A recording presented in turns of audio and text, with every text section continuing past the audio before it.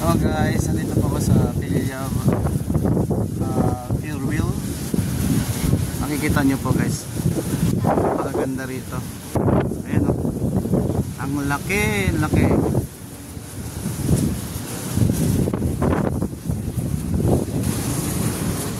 Dito po ako ngayon.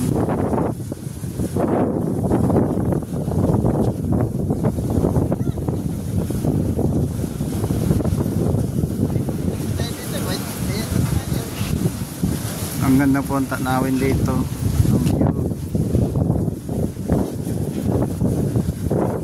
Parte po ito ng Laguna. Ayun, Laguna de Bay.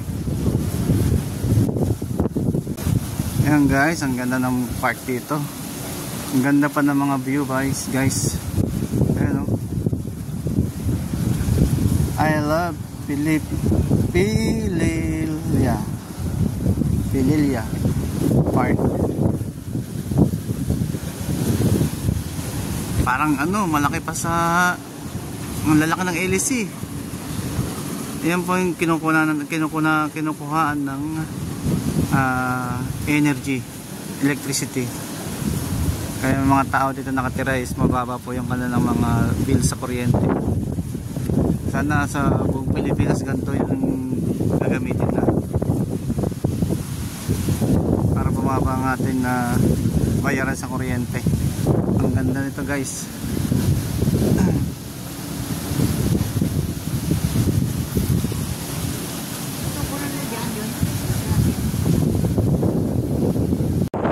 Ayan guys, ang ganda ng view dito. Ayan o, parang Chocolate Hills. Ito yung Manila Bay. Hindi, Laguna Bay.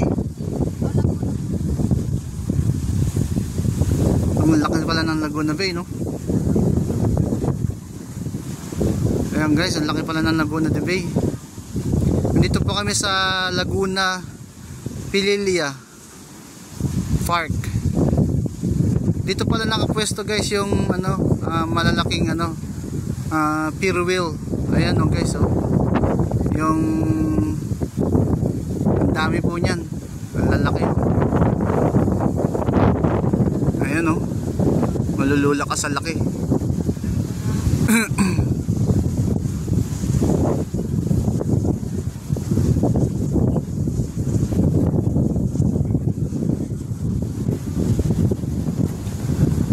Kasama ko ang aking pamilya. Ayan po sila, asawa ko at nanay ko, at saka yung driver namin. Ayan, ang ganda ng tanawin dito guys.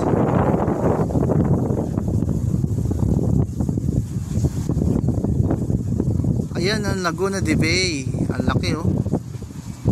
Tapos ayun po yung yung pinaka EDSA, makikita nyo guys. Ayan oh, ayun oh, ayan oh, ang layo. Nakita yung mga building na yun guys. Ayan oh.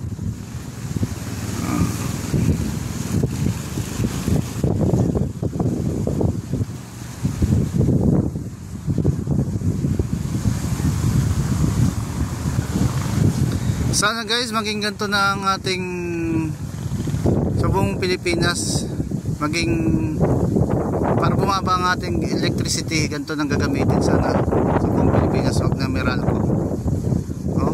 Mababa lang po ang konsumo ng kuryente nito. Nasa 400 pesos po monthly ang konsumo.